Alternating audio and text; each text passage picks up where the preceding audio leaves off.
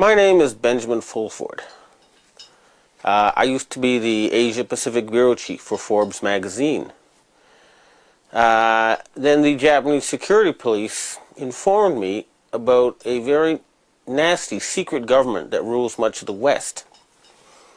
Once I found out these people existed, I knew they had to be overthrown. An ancient secret society has offered to help. They have a membership of 6 million, including 1.8 million Asian gangsters. Their other members are highly intelligent individuals located throughout the highest levels of Asian society in Japan, China, Vietnam, and of course in all the Asian communities worldwide. They have united because they were able to show and confirm that SARS was a bioweapon aimed at killing Asians. People do not like being killed. And therefore, a fundamental change has happened in the world, which has still not made it to the surface in the corporate news. But in the intelligence world, people know that things will never be the same again. My involvement with the secret government started this spring when I interviewed former finance minister Heizo Takenaka. Dragon's Den.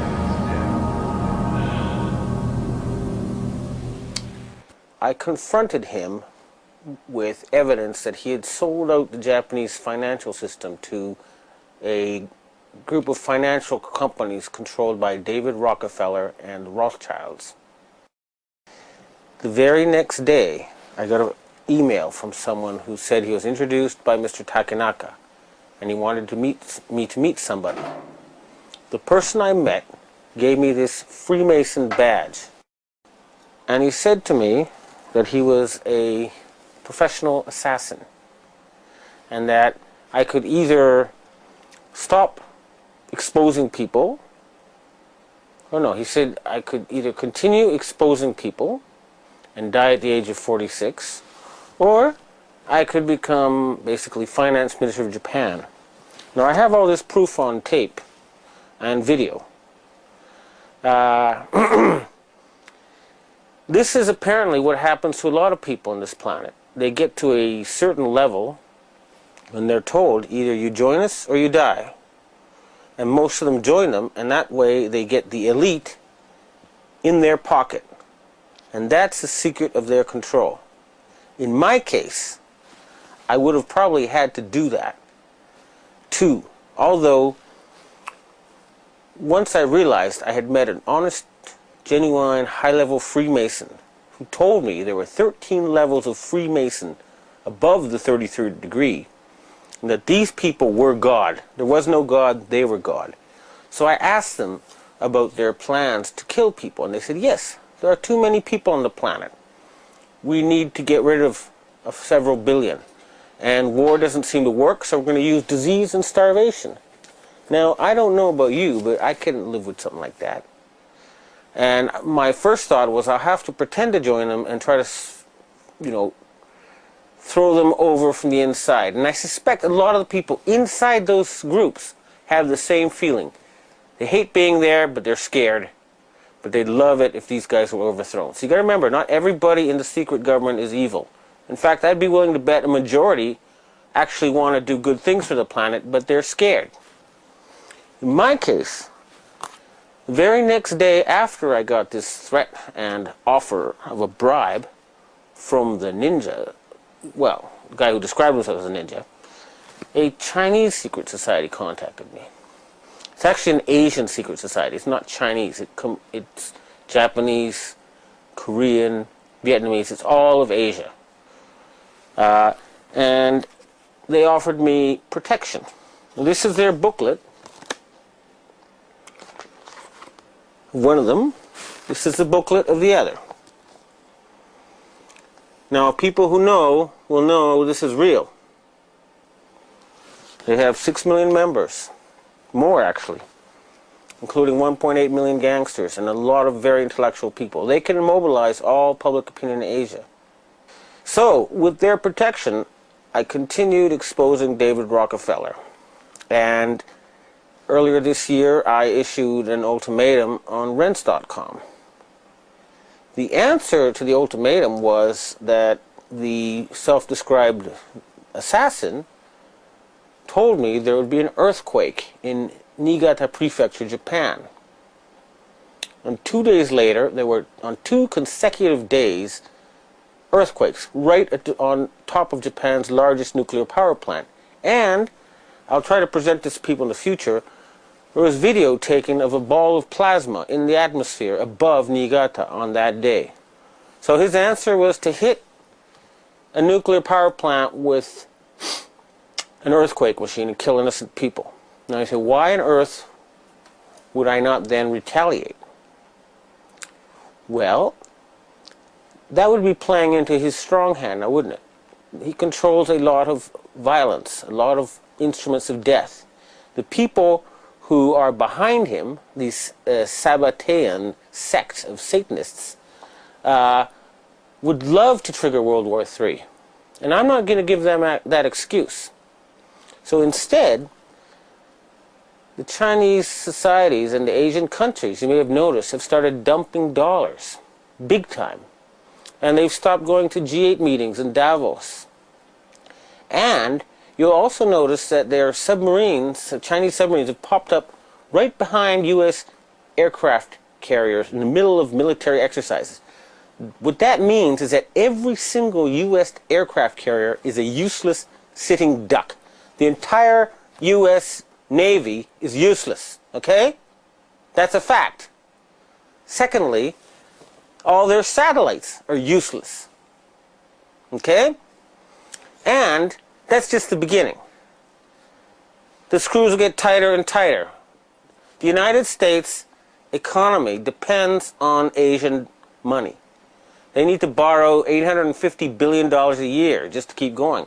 And they're not, the Asians are tired of paying for a country that does nothing but attack people and create excuses for war.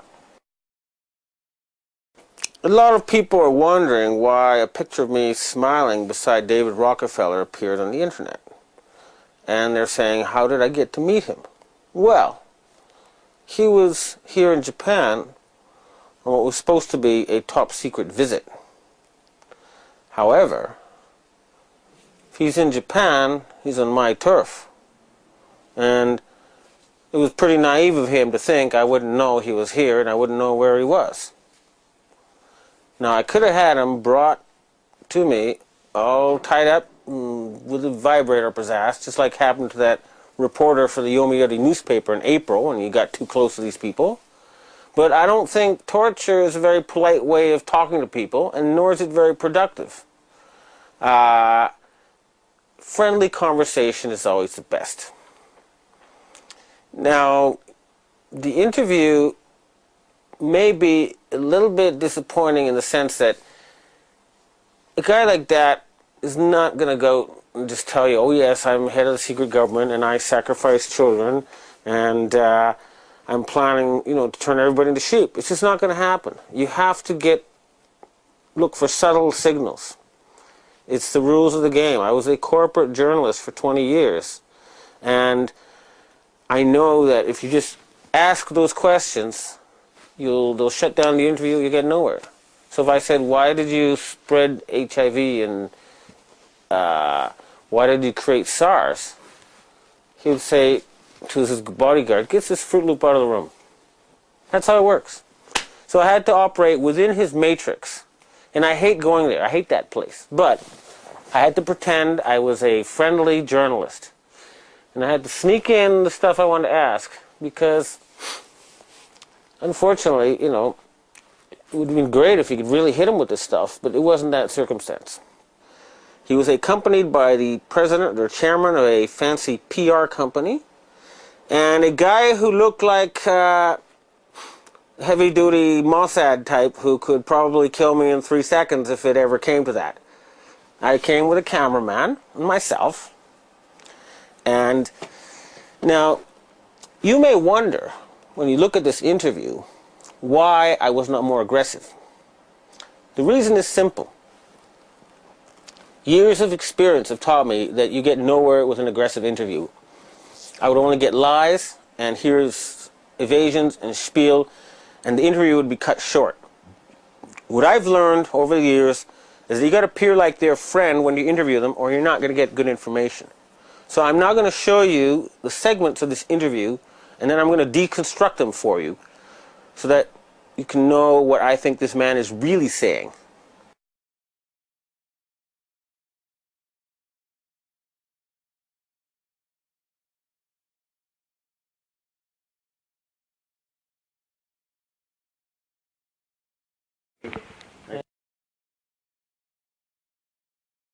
Nice to meet you.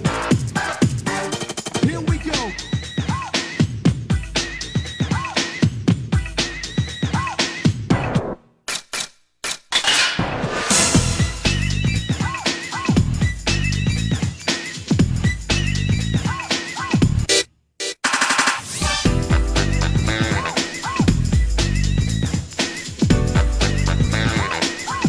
So Ben, want to get into the world situation and so on, and I would think, you know, when he talks about the state of the world and the possibility of conflict and so on, I think you dismiss these things, you know, in terms of whether there's going to be another war and all of that. Yes, that dismissed it. You know, dismissed in the sense that.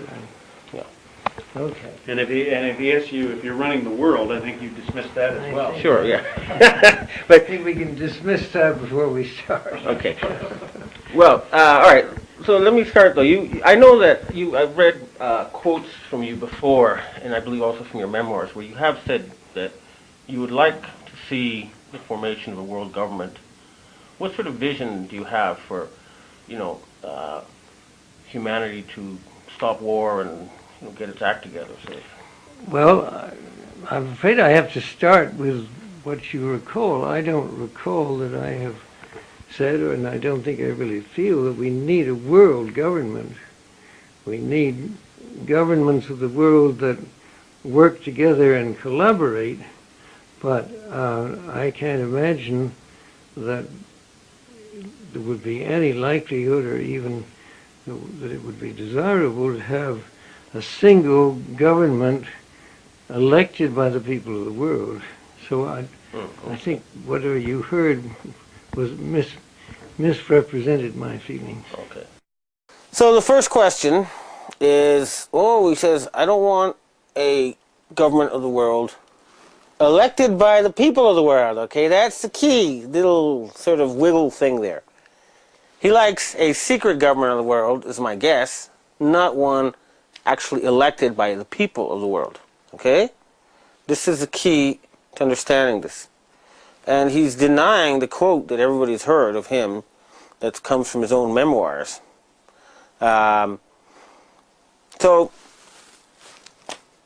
that's his official face. I don't want a world government, but only if it's elected by the people. There's a quote if you go to Wikipedia and Google under David Rockefeller saying that. Now, what I've told you is my opinion. Well, you're the man.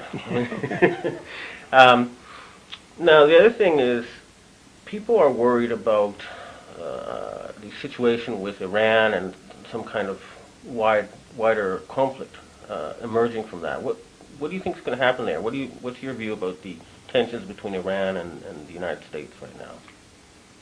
Well, I think the first thing is that Iran itself is a problem, but its relationship with its neighbors, probably from the point of view of the United States, is the thing that we would be most concerned about, because there are such different points of view in the area, and the possibilities of conflict between the nations within the area is certainly what is of concern to our country. Oh, okay. Now, here in Asia, people say that the current structure of world institutions is not fair. They say that European peoples account for 17% of the world population and 40% of GDP, but they control 4 out of the 5 permanent Security Council seats.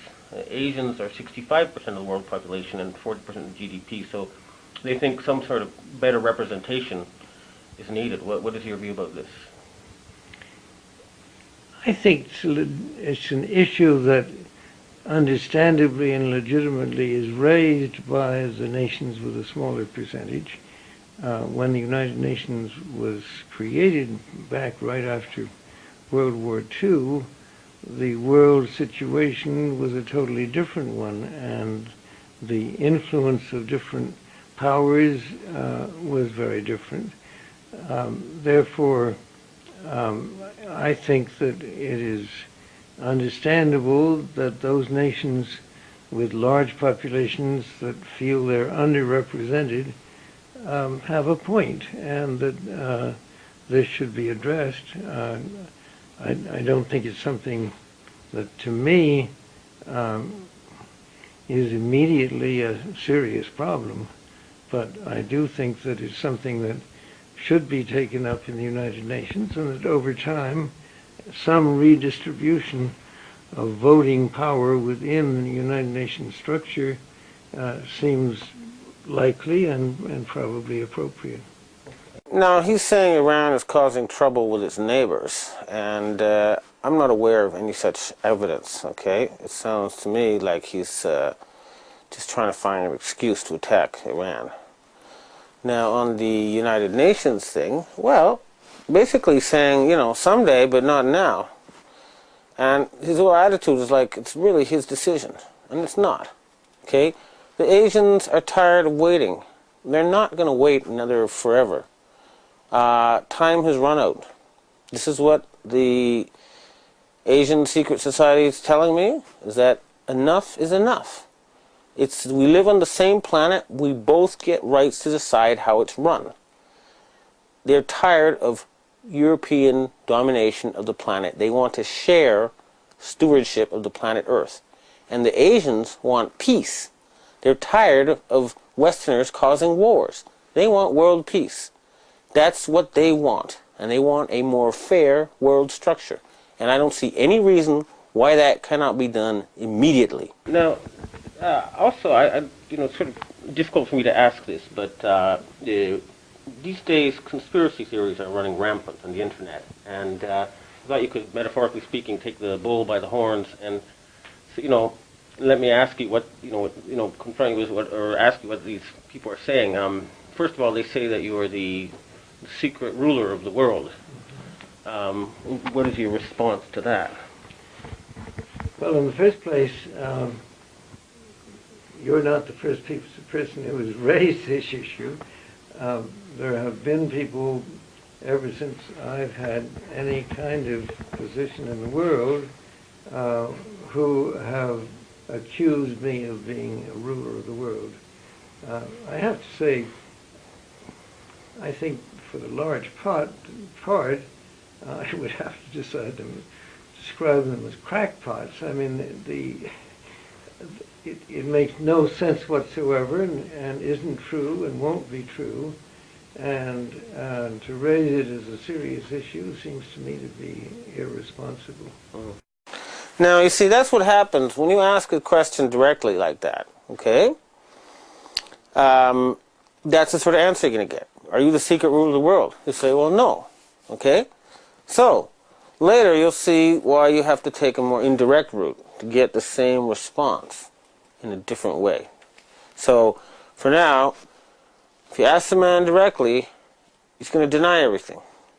That's why you have to get a little bit more sneaky, as we shall see.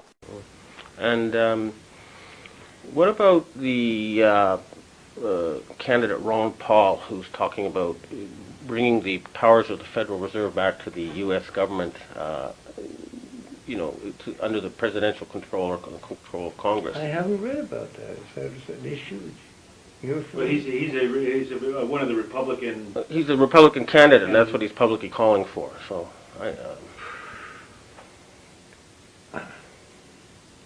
I would not look upon that as one of the great issues that needs to be addressed at this time. When you ask about Ron Paul, you got to look at his face. and see, the look, right? It's like, what? And it's like, is this true? Like, why haven't you dealt with this? But it's clear that he's so far removed from what's happening that he doesn't even know that Ron Paul exists or is out to take the Fed back. That's how far above the clouds this man thinks he is, or is insulated by his coterie. The source of his power is under threat, and they don't even tell him. And anyway, it's the look on his face that tells you the true story. What do you think the great issues are? Running our own country better and having our own country play a more balanced and effective role in the world. Okay. And what's wrong now with the way it's running, the U.S. government? I mean, you mean wrong with our country, or? Yes. Mm-hmm. I think one of the things that is needed is the fact that I don't think enough people in high positions in our country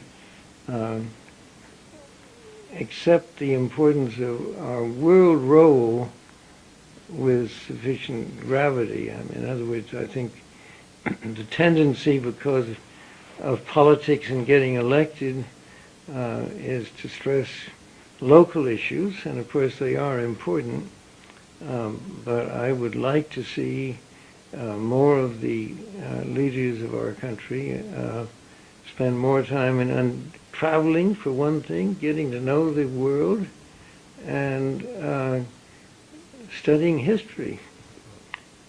To me, one of the sad things about our country is that our leadership, to a greater extent than I would like, is more concerned about very domestic issues than they are about our relations in the world. In this particular case, I have to agree. There's a joke going around in the world. What do you call somebody who speaks 3 languages? Trilingual. What do you call someone who speaks 2 languages? Bilingual. And what do you call someone who speaks 1 language? American. You guys are going to be left behind if you don't sort of take a look at the world. Okay, the world is passing you by. You're going to become irrelevant unless you keep up. You're going to lose to people who speak 2 or 3 languages and know 2 or 3 cultures. That's a warning. He's right on the mark that time, I'm afraid to say. You guys are not the center of the world anymore. And the sooner you figure that out, the better it is for everybody. Now, what about the plunging dollar and the rising euro, and the apparently Asian countries have been unloading their U.S. Treasury holdings? Are you worried about the economic situation now? Well, I think that that has to be related to the problems within our own country, and in the ones reading about in the papers today, that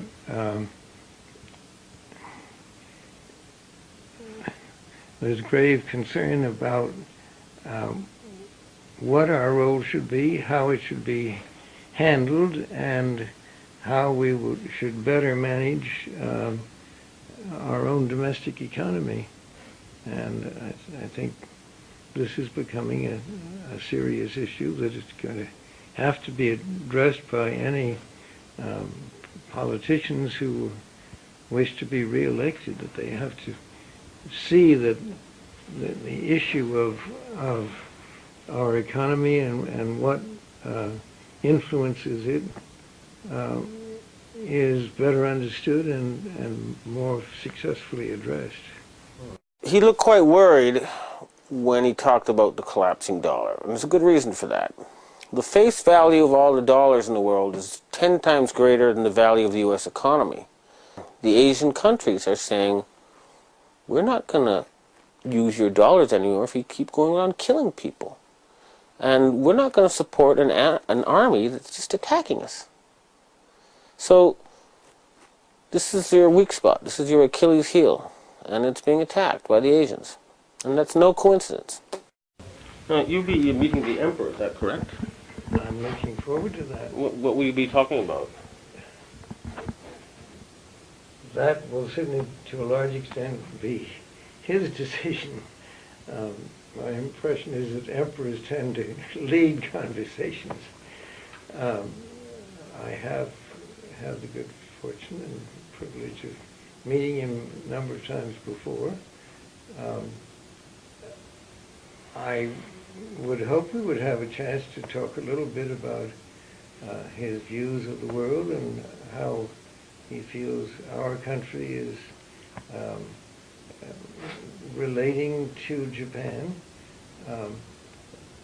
But also, our family has had quite close relations with Japan for many years and with the royal family.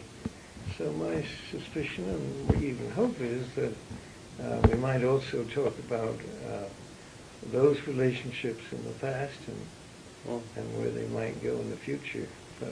Japanese newspapers have talked about this weekend about an imminent fundamental change in U.S.-Japan security relations. Have you heard anything about this?